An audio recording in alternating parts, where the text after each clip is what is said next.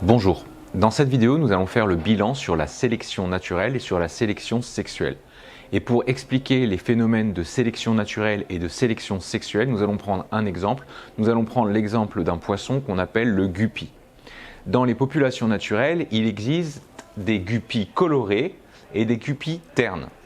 Les guppies colorés possèdent des allèles de gènes qui leur permettent d'être colorés. Si on considère un gène, eh bien, les guppies colorés vont par exemple avoir la version petit c de ce gène. La version petit c, dans notre exemple, va être la version qui donne le phénotype coloré. Donc on a des guppies qui ont un génotype petit c et qui auront un phénotype coloré. Et on a des guppies ternes qui vont avoir également un gène responsable de la couleur, mais une autre version de ce gène, l'allèle petit t.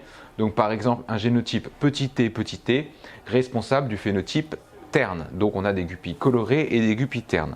Selon l'environnement dans lequel vont vivre ces guppies, les sélections qui vont s'opérer et l'évolution de ces guppies et des populations ne seront pas exactement les mêmes.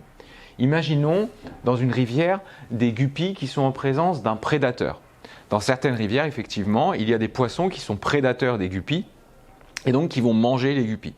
Et bien dans cet environnement où il y a un poisson prédateur, le fait d'être coloré est un désavantage. En effet, les guppies colorées vont être davantage visibles des prédateurs et donc vont en moyenne se faire plus manger que les guppies ternes. Alors ça ne veut pas dire que les guppies ternes ne se font pas du tout manger, mais statistiquement, il y a plus de guppies colorées qui se font manger que de guppies ternes. Pourquoi ? Parce que les guppies colorées ont un phénotype désavantageux. En effet, leur phénotype fait qu'ils sont moins bien camouflés, ils sont davantage visibles des prédateurs, donc en moyenne, ils se font plus manger que leurs compères, les guppies ternes. Donc, les guppies colorées sont désavantagés, car ils sont plus visibles, donc en moyenne, ils ont moins de chances de survie. Leur espérance de vie est en moyenne plus courte que l'espérance de vie des guppies ternes. S'ils ont une espérance de vie plus courte, ça veut dire qu'ils vont avoir moins de durée de vie et donc en moyenne, ils vont moins se reproduire avec leurs partenaires. Alors que les guppies ternes, eux, ont un phénotype avantageux, ils seront en moyenne moins mangés, donc ils auront une espérance de vie plus longue, donc ils auront plus de chances de se reproduire, donc ils auront plus de descendants. Ce qui veut dire qu'au cours du temps, il y aura de moins en moins de reproduction chez les guppies colorées, donc on aura de moins en moins de guppies colorées dans la population finale. En revanche, les guppies ternes, eux, qui ont plus de chances de survie, vont plus se reproduire et vont davantage avoir de descendants. Donc ils vont davantage transmettre l'allèle responsable de la couleur terne. Donc on va avoir des proportions à la fin de guppies ternes qui seront plus importantes car les guppies ternes auront en moyenne fait davantage d'enfants et donc la population de guppies ternes va augmenter. Et la fréquence, la proportion de l'allèle petit t sera de plus en plus grande dans la population puisque les poissons qui portaient l'allèle petit c auront été éliminés et auront fait moins de descendants. Et les poissons qui portaient l'allèle petit t auront été avantagés, auront vécu plus longtemps, auront fait plus d'enfants et donc on aura plus d'enfants ternes dans la population, donc l'allèle terne deviendra majoritaire.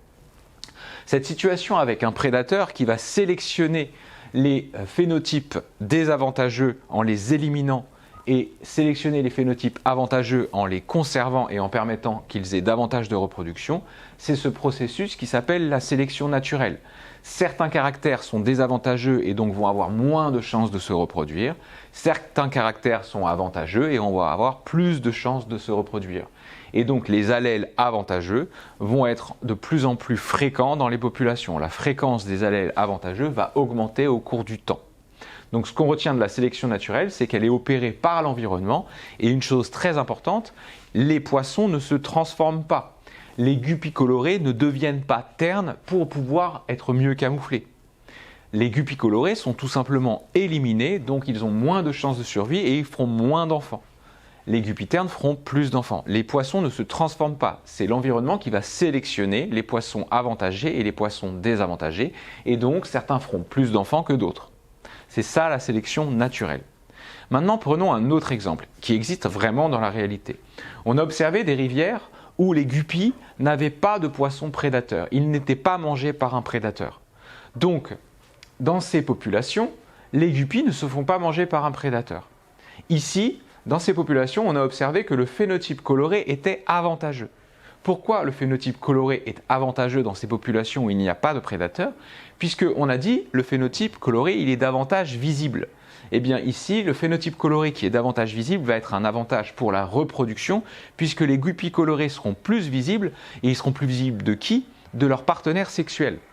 Donc en moyenne, comme les guppies colorées sont plus visibles, en moyenne, les guppies colorées vont plus se reproduire que les guppies ternes qui vont moins se reproduire car ils seront moins visibles de leur partenaire sexuel. Donc comme les guppies colorées sont plus visibles des partenaires sexuels, ils feront plus d'enfants et donc on aura plus de descendants colorés dans la population finale. Et comme les guppies ternes sont moins visibles, eux ils sont désavantagés, ils seront moins visibles de leur partenaire sexuel, donc en moyenne ils se reproduiront moins, donc en moyenne ils auront moins d'enfants dans la population finale. Ce qui est important de retenir, c'est qu'un phénotype qui peut être désavantageux dans un certain environnement avec prédateurs, par exemple, peut être avantageux dans un autre environnement sans prédateurs. Ici, ce qui a fait la sélection, c'est la reproduction, c'est le choix du partenaire, c'est le fait de rencontrer un partenaire sexuel pour faire un enfant avec lui. Les guppies colorés étaient avantagés, ils se sont plus reproduits, donc en moyenne ils ont fait plus d'enfants, donc ils ont davantage transmis leurs allèles à leur descendance. Donc ici, l'allèle petit c qui était responsable du phénotype coloré est devenu majoritaire car les poissons colorés qui portaient l'allèle petit c l'ont davantage transmis à leur descendance et c'est pour ça que leur descendance porte en majorité l'allèle petit c et que le phénotype coloré est devenu majoritaire dans cette population qui n'est pas soumise à la prédation. Ici, la sélection elle a été faite par les partenaires de reproduction et on parle de sélection sexuelle. Dans l'exemple précédent, la sélection elle a été opérée par un prédateur, donc un phénomène de l'environnement, la présence d'un prédateur dans la rivière, et donc c'est la sélection naturelle. Voilà pour la sélection sexuelle et la sélection naturelle. Dans les deux cas, il faut retenir que les individus ne se transforment pas pour être plus adaptés, ils sont juste soit sélectionnés, soit contre-sélectionnés, soit ils sont désavantagés, ils seront éliminés, ils feront moins d'enfants, soit ils seront avantagés, ils vivront plus longtemps, ils feront plus d'enfants. Soit ils seront ici avantagés, ils se reproduiront plus, ils feront plus d'enfants. Donc ce qui compte, c'est la capacité à faire plus ou moins d'enfants selon qu'on porte un caractère avantageux ou désavantageux. Voilà pour le petit bilan sur la sélection naturelle et sur la sélection sexuelle. Merci.